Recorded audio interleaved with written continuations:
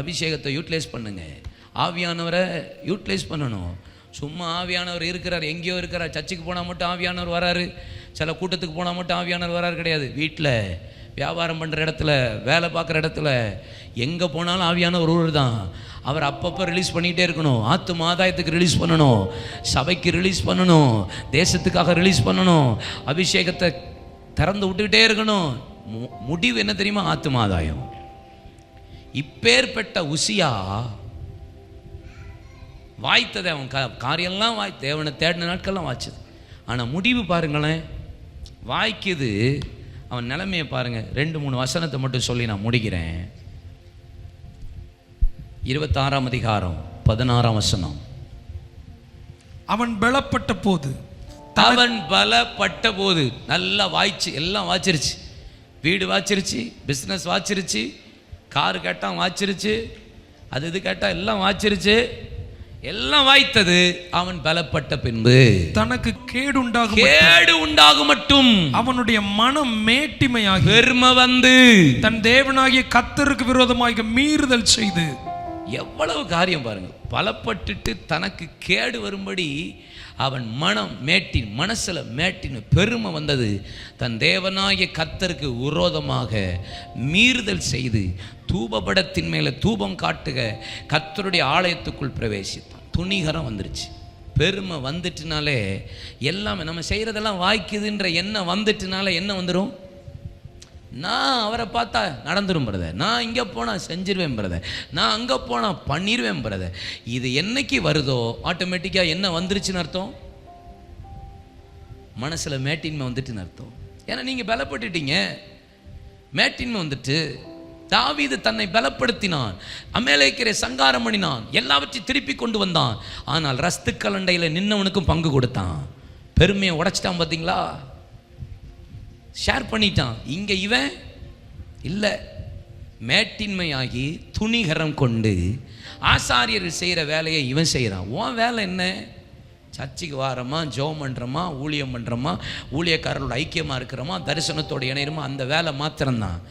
ஊழியக்காரனை பேசுறது, ஊழியக்காரன் செய்கிற வேலையை செய்கிறத கையை நீட்டிட்டாலே அங்கே என்ன அவனுக்கு வந்தது? குஷ்டரோகம். அப்போஸ்தலர் 12ஆம் அதிகாரம் 22-23 வசனத்தை பாருங்க.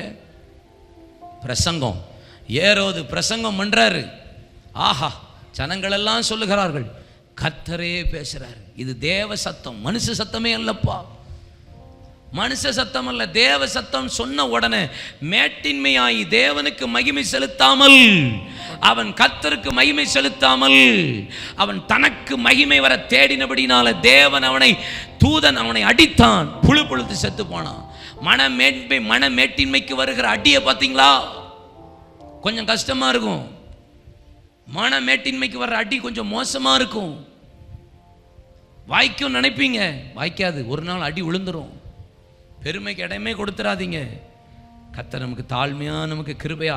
ஏசாயா 14ஆம் அதிகாரத்தில் பாருங்க, தேவதூதர்களுக்கு வந்ததே பெரிய மனமேட்டின்மை தான்.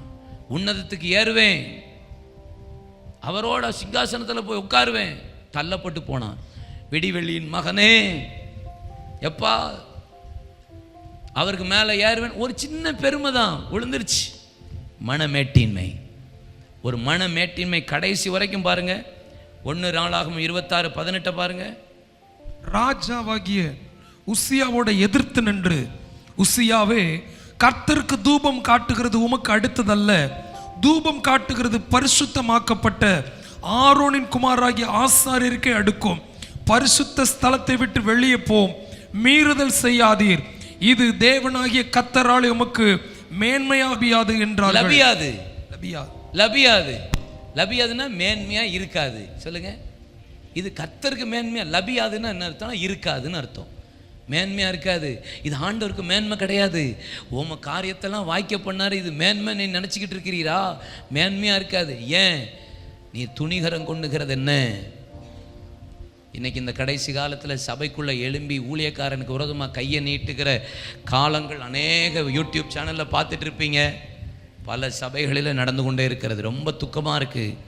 பல பேர் ஈஸியாக ஊழியக்காரனை பிரசங்கம் பண்ணாமல் நிறுத்திடுவோம், ஆராதிக்கும் போது நிறுத்திடுவோம் நினைக்கிறோம். அடி விழும். விளையாட்டு கிடையாது. விளையாட்டு கிடையாது. லபியாது.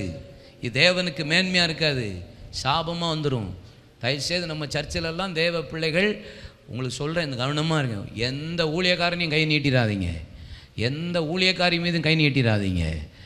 எந்த பாட்டு ஆராதனை ஜபம் நடத்தி பிரசங்கம் பண்ணுற ஆட்கள் நடத்திட்டு இருக்கும்போது போய் மைக்கை பிடிச்சிடாதீங்க, சாபமாயிரும். நம்ம சர்ச்சில் அது ஒரு மனசில் கூட வந்துடக்கூடாது, துளி கூட. ஆமேன்னு சொல்லுங்கள். ஊழியக்காரன் விழுந்தாலும் எழுந்தாலும் கணக்கு கொடுக்கறது யாருக்கு? கத்தர் அடிச்சிருவார். அனனியா சப்பிரால போல் அடி விழுற காலம் வரும், சீக்கிரம் வரப்போகுது. It will happen. சர்ச்சில் நடக்கிற காலம் வரும். லபியாது, நடக்காது, இருக்காது, தேவனுக்கு மகிமையாக இருக்காது. கவனமாக இருங்க.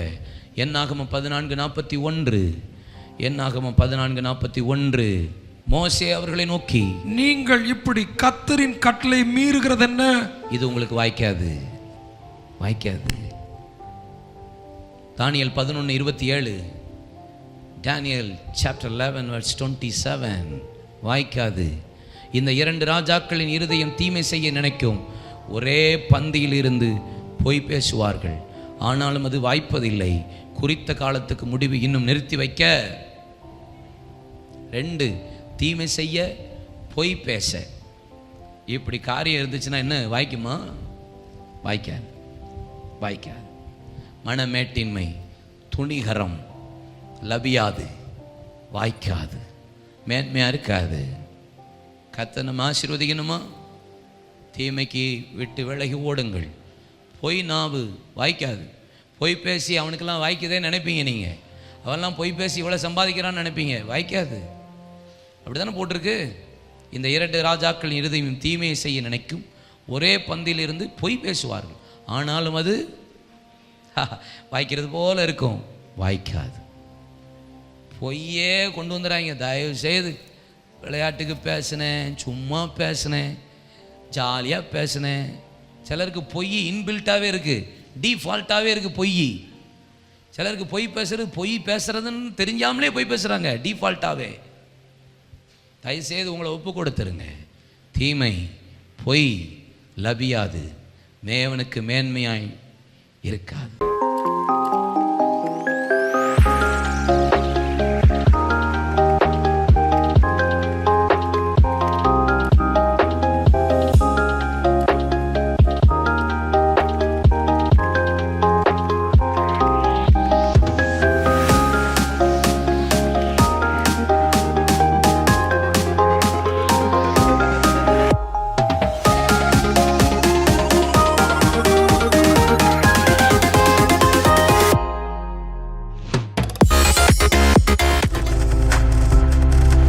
நீங்கள் பார்த்துக் கொண்டிருப்பது உங்கள் ஜாய் டிவி. உங்கள் துக்கம் சந்தோஷமாய் மாறும்.